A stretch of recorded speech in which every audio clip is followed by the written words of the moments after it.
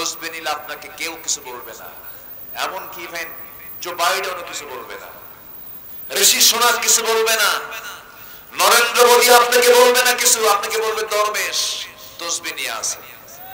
শুধু লাঠি হাতে নেন, মানবতার পক্ষে কথা বলেন, মানবদর্দী হয়ে সামনে কথা বলেন, আপনার সামনে বহু ফেরাউন সামনে দাঁড়িয়ে যাবে।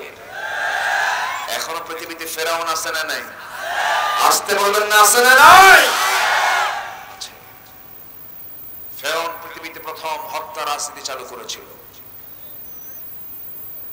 মুসার জন্মকে ঠেকানোর জন্য 40,000 শিশুকে এট এ টাইম হত্যা করেছিল ফেরাউন।